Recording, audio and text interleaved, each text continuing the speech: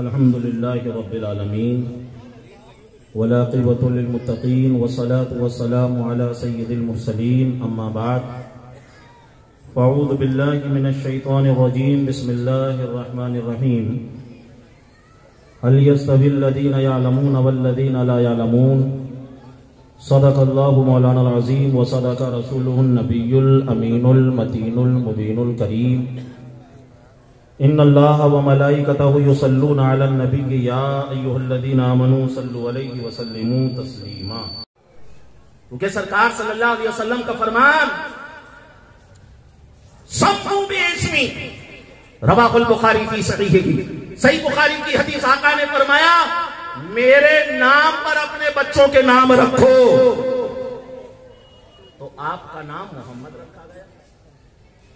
گھر کا ماحول علمی ماحول تھا. سمجھ لیجئے نبی کریم صلی اللہ علیہ وسلم کی حدیث کا علم تھا. سرکار صلی اللہ علیہ وسلم نے فرمایا ان عثمان بن عفان رضی اللہ تعالی عنہ قال قال رسول اللہ صلی اللہ علیہ وسلم خیرکم من تعلم القرآن وعلمہ. تم میں بہتر وہ ہے جو قرآن سیکھے اور قرآن کو سکھائے. آپ کو جو ہے قرآن شریف کی تعلیم کتابوں میں آتا ہے کہ آپ کی والدہ نے آپ کو قرآن سکھایا. کچھ کتابوں میں لکھا اس دور میں ایک اللہ کے ولی جن کا نام حضرت سعدی علیہ رحمت و رضوان تھا، ان کی شان یہ تھی کہ ان سے اگر کوئی قرآن شریف کا ایک پارہ حفظ کر لیتا تھا تو اللہ تعالیٰ اسے قرآن کا مکمل حافظ بنا دیتا تھا. قرآن کو یاد کر رہے ہیں، قرآن کی تلاوت کر رہے ہیں. آپ جانتے ہیں قرآن کی تلاوت کتنی بڑی چیز. آپ کو معلوم ہے قرآن عظیم والفرقان حمید کی کیسی شان سیر اعلام النبلاء کے اندر ہے. امام احمد ابن حنبل فرماتے ہیں رأیت نور اللہ تعالی فی حلمی 99 مرہ. اے لوگو میں نے اللہ کے نور کو خواب میں 99 مرتبہ دیکھا ہے. جی لگا کر بولو اور محبتوں سے بولو اور دل کی گہرائیوں سے بولو کہ میں نے اللہ کے نور کو خواب میں 99 مرتبہ دیکھا. امام احمد ابن حنبل فرماتے ہیں لو ارى نور اللہ تعالی فی مرۃ قادمہ فی حلمی سأسأل سؤالا ہاما. آپ فرماتے ہیں اب اگر اگلی مرتبہ میں اللہ کے نور کو خواب میں دیکھوں گا تو میں اللہ سے ایک سوال کروں گا، میں اللہ سے ایک بات پوچھوں گا، میں اللہ سے ایک مسئلہ معلوم کروں گا. عزیزان محترم امام احمد ابن حنبل کا نصیبہ پھر جاگا. آپ نے پھر کیا کیا؟ اللہ کے نور کو خواب میں دیکھا، اللہ کے نور کی خواب میں زیارت کی. عزیزان محترم اور اس کے بعد آپ نے عرض کیا اے میرے پروردگار آج تیرا بندہ احمد تجھ سے ایک بات پوچھنا چاہتا ہے، تجھ سے ایک مسئلہ پوچھنا چاہتا ہے. اے مولا میں تجھ سے ایک بات معلوم کرنا چاہتا ہوں. رب کی رحمتوں نے کہا اے احمد بتاؤ کیا پوچھنا چاہتے ہو، اے احمد بتاؤ کیا معلوم کرنا چاہتے ہو. عزیزان محترم امام احمد ابن حنبل نے عرض کیا اے پروردگار عالم میں یہ چاہتا ہوں اگر کوئی بندہ تجھ سے قریب ہونا چاہے، کوئی بندہ اپنا تعلق تجھ سے گہرا کرنا چاہے، کوئی بندہ تجھ سے اپنا تعلق مضبوط کرنا چاہے، مولا اس کا طریقہ کیا ہے، مولا اس کا ذریعہ کیا ہے، وہ کیسے تجھ سے قریب ہوگا. عزیزان محترم ارے امام احمد ابن حنبل نے جب یہ سوال کیا رب کی رحمتوں نے کہا اے احمد جو کوئی قرآن کی زیادہ سے زیادہ تلاوت کرے گا ہم اسے اپنا قرب عطا کر دیں گے، ہم اسے اپنے قریب کر دیں گے، ہم اسے اپنا دوست بنا لیں گے. عزیزان محترم امام احمد ابن حنبل نے اگلا سوال کر کر ہم اجمیوں کے اوپر احسان کیا، ہم ہندوستانیوں کے اوپر احسان کیا. امام احمد ابن حنبل نے عرض کیا اے پروردگار عالم تیرا قرب کسے ملے گا؟ جو قرآن سمجھ کر پڑھے گا اسے ملے گا، یا جو قرآن بغیر سمجھے بھی پڑھے گا اسے بھی تیرا قرب مل جائے گا، وہ بھی تیرا دوست بن جائے گا. عزیزان محترم رب کی رحمتوں نے جھوم کر کہا اے احمد ابن حنبل سنو جو کوئی قرآن سمجھ کر پڑھے گا اسے بھی قرب ملے گا، اور جو قرآن بغیر سمجھے پڑھے گا اسے بھی میرا قرب ملے گا. نعرہ تکبیر، نعرہ رسالت، فیضان محبوب الہی زندہ باد.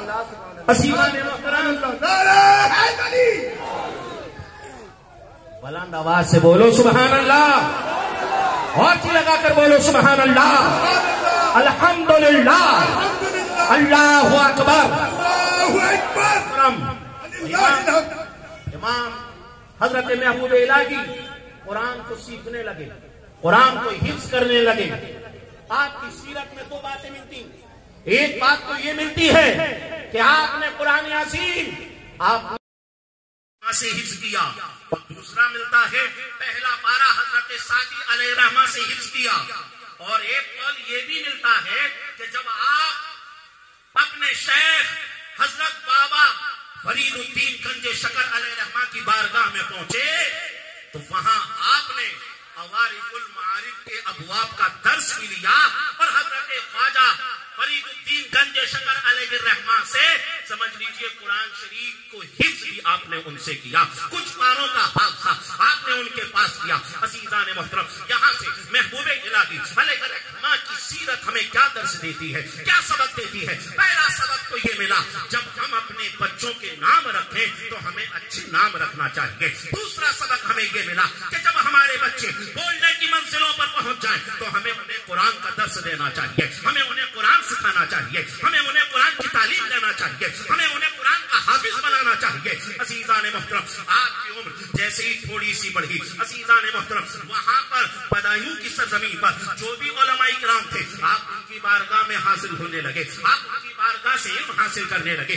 کیوں علم حاصل کر رہے تھے؟ کیونکہ اللہ کے نبی صلی اللہ تعالی علیہ وسلم کا فرمان ہے. کیا فرمان ہے؟ سرکار نے فرمایا طلب العلم فریضۃ علی کل مسلم, علم کا حاصل کرنا ہر مسلمان مرد اور عورت کے اوپر ضروری ہے. اور ایک حدیث میں ہمارے آقا نے ارشاد فرمایا کن عالما او متعلما او متبعا او محبا ولا تکن الخامس. اے لوگوں, یا تو عالم بن جانا یا طالب علم بن جانا, یا جو ہے ان دونوں سے محبت کرنے والے بن جانا, یا ان کے نقش قدم پر چلنے والے بن جانا. ولا تکن الخامس, پانچویں مت بننا. اگر پانچویں بنو گے فتہلک, تو ہلاک کر دیے جاؤ گے. عزیزان محترم, اللہ تبارک و تعالیٰ کے پیارے حبیب صلی اللہ علیہ وسلم نے علم کے اوپر کس طریقے سے دور دیا. آقا نے ارشاد فرمایا اطلب العلم ولو کان بالصین, علم حاصل کرو اگرچہ تمہیں ملک چین تک جانا پڑے. اور آج ایک لمبی سی حدیث یاد آ رہی ہے, جی لگا کر بلند آواز سے سبحان اللہ کہیں گے تو وہ حدیث آپ کے سامنے پیش کرتا ہوں. جی لگا کر بولے سبحان اللہ, اور طاقت سے بولو سبحان اللہ. الحمدللہ, اللہ اکبر. ابو داؤد شریف کی حدیث ہے, عن کثیر ابن قیس قال كنت جالسا مع ابي الدرداء في مسجد دمشق فجاءه رجل فقال يا ابا الدرداء اني جئتك من مدينه الرسول صلى الله عليه وسلم لحديث بلغني انك تحدثه عن رسول الله صلى الله تعالى عليه وسلم. قال رسول الله صلى الله تعالى عليه وسلم من سلك طريقا يطلب فيه علما سلك الله طريقا من طرق الجنه وان الملائكه لقد اجنحتها رضا طالب العلم. ان العالم يستغفر له من في السماوات ومن في الارض والحيتان في جوف الماء. ان فضل العالم على العابد كفضل القمر على سائر الكواكب. ان العلماء ورثة الانبياء. ان الانبياء لم يورثوا دينارا ولا درهما انما ورثوا العلم فمن اخذه اخذ بحظ وافر. رواه ابو داؤد في سننه. پورا مجمع لب کھولے, ہاتھوں کو بلند کرے, حدیث کے نام پر جھوم کے بولے سبحان اللہ.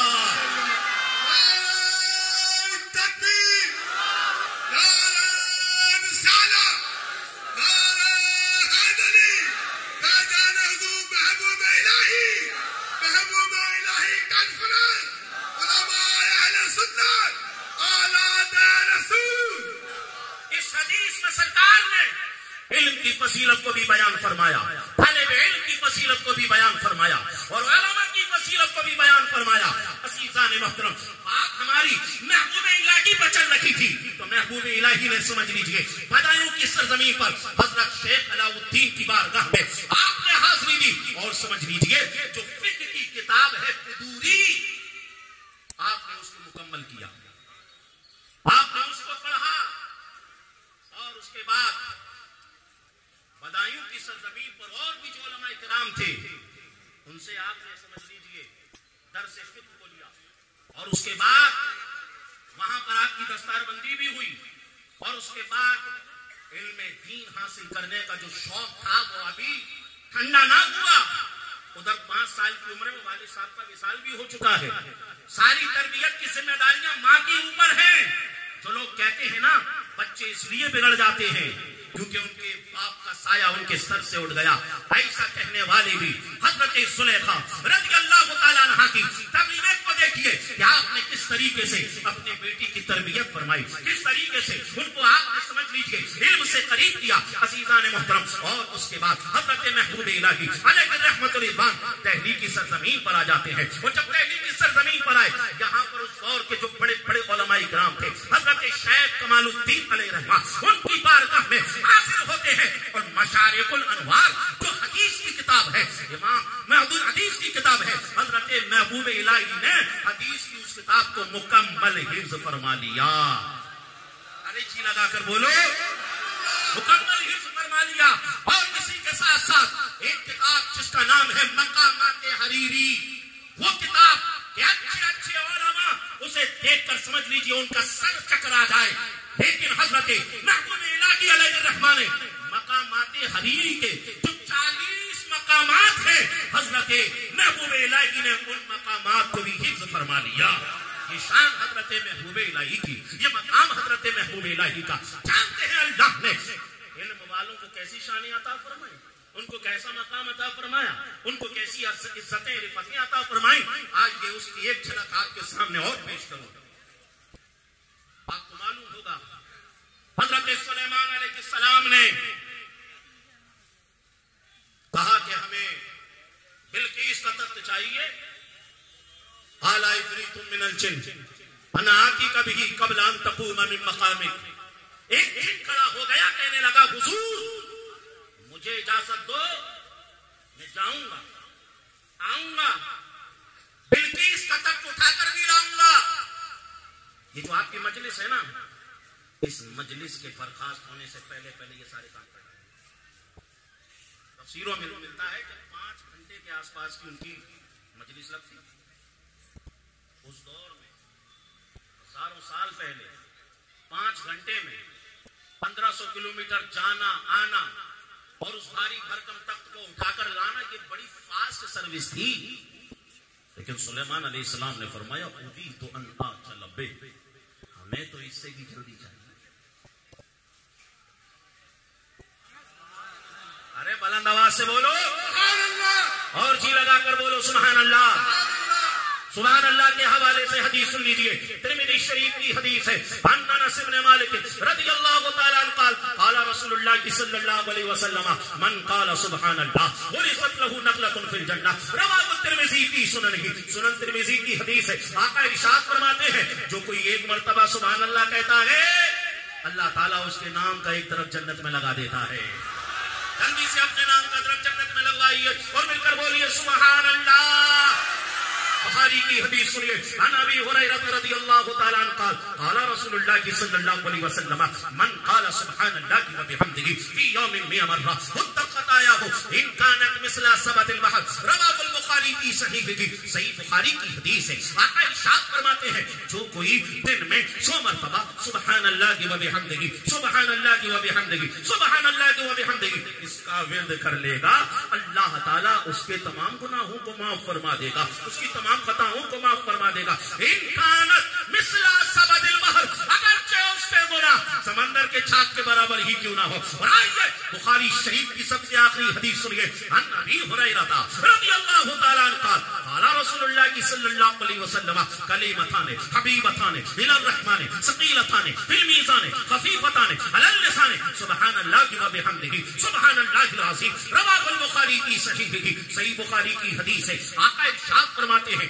2 کلمے, ایک ہے سبحان اللہ, ایک ہے الحمدللہ. یہ دونوں کلمے اللہ کو بڑے پیارے ہیں, یہ دونوں کلمے اللہ کو بڑے پسند ہیں, اور یہ دونوں کلمے زبان پر بڑے ہلکے پھلکے ہیں, زبان پر بڑے آسان ہیں. لیکن یہ دونوں کلمے میزان پر بڑے بھاری ہوں گے. ان کا وزن میزان پر تم محسوس کرتے ہوئے نظر آؤ گے. عزیزان محترم, جلسے جلوس کے اندر, محفلوں کے اندر, کانفرنسوں کے اندر جو آپ سے کہا جاتا ہے کہو سبحان اللہ, کہو سبحان اللہ, کہو الحمدللہ, اس لیے کہلوایا جاتا ہے جب تک جلسے میں رہے سبحان اللہ کہتے رہے, اور جب جلسے سے جائیں تب بھی سبحان اللہ الحمدللہ کہتے رہے.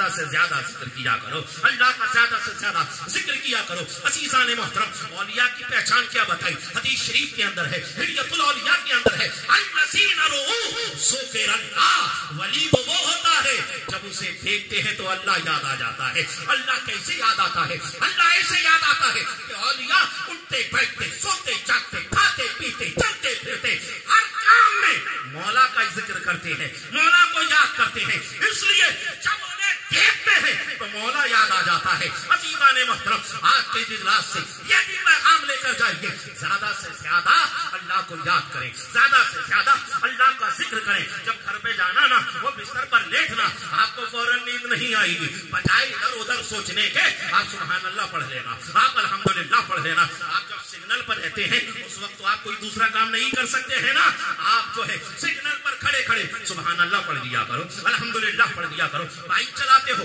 اس وقت کوئی کام نہیں کر سکتے، سبحان اللہ الحمدللہ پڑھ دیا کرو۔ عزیزان محترم، بستر پر پہنچو گے نیند نہیں آئے گی، سبحان اللہ پڑھ لینا، الحمدللہ پڑھ لینا، صلی اللہ علیہ وسلم، صلی اللہ علیہ وسلم، صلی اللہ علیہ وسلم، صلی اللہ علیہ وسلم، اس کا ذکر کر لینا۔ آپ کی کیفیت یہ ہونا چاہیے، میں سو جاؤں یا مصطفیٰ کہتے کہتے، میں سو جاؤں یا مصطفیٰ کہتے کہتے، کھولے آنکھ صلی اللہ کہتے کہتے۔ نعرہ تکبیر، نعرہ رسالت، فیضان محبوب الہی۔ ایک مرتبہ جو کرسیوں پر بیٹھے ہیں ذرا وہ بھی اپنی زبان کو ہلا دیں اور مل کر بولے سبحان اللہ، الحمدللہ، اللہ اکبر۔ یاد رکھنا اگر اللہ کا ذکر نہیں کرو گے نا تو وہ بھی اللہ نے بتا دیا، ومن اعرض عن ذکری فإن له معیشۃ ضنکا۔ اگر ہمارا ذکر چھوڑ دیا نا تو کان کھول کر سن لو، رب فرما رہا ہے میں تمہاری زندگیوں کو تنگ کر کے رکھوں گا۔ آج جو بلڈوزر چل رہا ہے نا، چل رہا ہے کہ نہیں چل رہا ہے؟ عزیزان محترم، ایک وجہ یہ بھی ہے کہ ہم نے اپنے مولا کو یاد کرنا چھوڑ دیا، اور آج نوجوانوں کو دیکھ لیں، کوئی نئی فلم آ جائے سب اسی پہ ریل بنانے لگ جائیں گے۔ اس نے چاہے جیسا ڈائیلاگ بول دیا، اب سب گھومتے پھرتے ناچتے گاتے اسی ڈائیلاگ پر ریل بناتے ہوئے نظر آئیں گے۔ اگر پھٹا پرانا یا کیسا بھی کپڑا پہن لیا تو ویسے کپڑے پہننے لگ جائیں گے۔ قرآن پڑھو، محبوب الہی علیہ رحمہ کی زندگی ہمیں یہ سبق دیتی ہے، یہ درس دیتی ہے۔ اے لوگوں قرآن پڑھو، قرآن۔ سورہ کہف میں اللہ نے فرمایا لا تطع من اغفلنا قلبه عن ذکرنا، جس کا دل نعرہ تکبیر، نعرہ رسالت، علماء اہل سنت، فیضان محبوب الہی، حضرت محبوب الہی کانفرنس، حضرت سید کیسر خالد صاحب قبلہ، نعرہ تکبیر، نعرہ رسالت، نعرہ حیدری، حضرت مولانا فیض ربانی صاحب قبلہ، نعرہ تکبیر، نعرہ رسالت۔ بس 2-4 منٹ باقی ہیں، جلدی سے تشریف رکھیے جی، لگا کر بولے سبحان اللہ، ارے بلند آواز سے بولو سبحان اللہ، الحمدللہ، اللہ اکبر، اور مل کر بولیں اللہ اکبر، اللہ اکبر، اللہ اکبر، اللہ اکبر۔ اس لیے اللہ کا ذکر، اللہ کو یاد کرنا۔ قرآن میں اللہ نے فرمایا فاذکرونی اذکرکم، میرا ذکر کرو گے میں تمہیں یاد کروں گا۔ اللہ کا ذکر، تو سلیمان علیہ السلام نے فرمایا اريد ان اعجل به، ہمیں تو اس سے پہلے چاہیے اگر کسی میں دم ہو تو وہ آگے آئے۔ قال الذي عنده علم من الكتاب انا آتيك به قبل ان يرتد اليك طرفك۔ کالی ٹوپی والے بھائی، کالی ٹوپی والے بھائی قرآن سنا رہا ہوں میں۔ یہ منڈی جو یہ ہمارے ادھر اس کو منڈی کہتے ہیں، ٹھیک ہے نہیں، جسے ہم سر کہتے ہیں، یہ سر آپ کا ادھر ادھر ہو یہ تو بہت دور کی بات ہے۔ وہ آنکھوں کے اندر جو کالی پتلیاں ہیں نا وہ بھی ادھر ادھر نہیں ہونی چاہیے، کیونکہ میں آپ کو اللہ کا کلام پڑھ کر سنا رہا ہوں۔ میں آپ کو حدیث رسول سنا رہا ہوں. قال الذي عنده علم من الكتاب انا آتيك به قبل ان يرتد اليك طرفك. قال الذي عنده علم من الكتاب. پہلے تو اس نے کہا تھا آپ کی مجلس برخاست ہونے سے پہلے میں جاؤں گا آؤں گا اور بلقیس کا تخت لاؤں گا. 5 گھنٹے کے آس پاس لگ رہا تھا. قال الذي عنده علم من الكتاب. مگر اب وہ کھڑا ہوا جس کے پاس کتاب کا علم تھا. علم من الکتاب، کتاب کا علم تھا.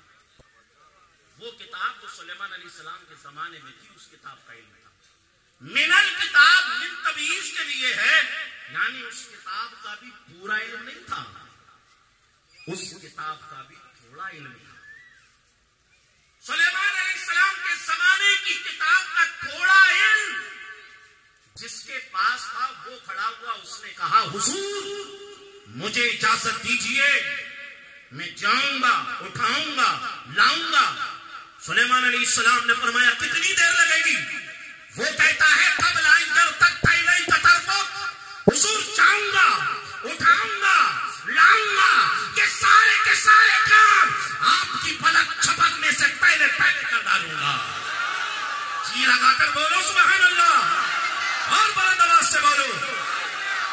محترم جانا پانا اور پلک چھپکنے سے پہلے یہ کام کرنا. ابھی بات چل ہی رہی تھی کہ بلقیس کا تخت سامنے موجود ہے. اللہ نے کس کو طاقت عطا فرمائی؟ عنده علم من الکتاب. جس کے پاس سلیمان علیہ السلام کے زمانے کی کتاب کا تھوڑا علم تھا اسے اللہ نے یہ شان عطا فرمائی.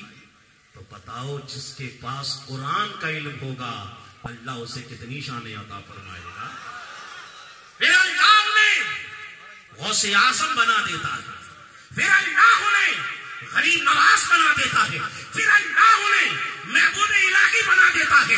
پھر معاملہ کیا ہوتا ہے، عالم کیا ہوتا ہے. قبر پر ٹھوکر مارنا غوث اعظم کا ہوتا ہے اور قبر سے مردے کو زندہ کرنا کا ہوتا ہے.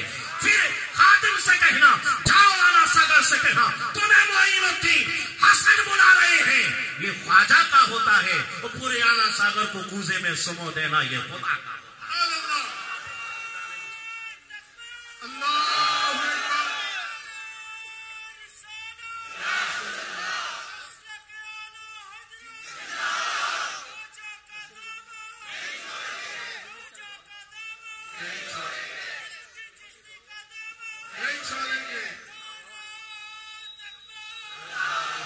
پہلے ایک مرتبہ کہتے سبحان اللہ، بلند آواز سے بولو سبحان اللہ. پورا مجمع جاندار طریقے سے مل کر جواب دیجئے گا السلام علیکم. مل کر جواب دو السلام علیکم. نعرہ رسالت فیضان محبوب الہی حضرت محبوب الہی کانفرنس حضرت علامہ مفتی ظفر نوری صاحب قبلہ شہزادہ اعلیٰ حضرت ضمیر اعلیٰ حضرت حضرت علامہ منان رضا خان عرف منانی میاں. نعرہ تکبیر، نعرہ رسالت. راستہ چھوڑ دیں میرے بھائی، راستہ چھوڑ دیں. آپ تمام حضرات اپنی اپنی جگہ پہ تشریف فرما رہے ہیں، راستہ چھوڑ دیجئے بلا تاخیر، وقت بہت زیادہ ہے. حضرت کو آنے دیجئے. کچھ ہی دیر کے بعد حضور غازی ملت حضرت علامہ سید محمد ہاشمی میاں صاحب قبلہ بھی تشریف لانے والے ہیں، اور ساتھ ہی ساتھ شاعر اہل سنت مداح رسول حضرت سید شجر علی صاحب قبلہ مکہ بھی تشریف لانے والے ہیں. لہٰذا آپ تمام حضرات تشریف رکھیں. اور حضرت جن کی سرپرستی میں پروگرام ہو رہا ہے حضرت سید فرید احمد نظامی صاحب قبلہ بھی تشریف لانے والے ہیں. آپ تمام حضرات اپنی اپنی جگہ پہ تشریف رکھیں.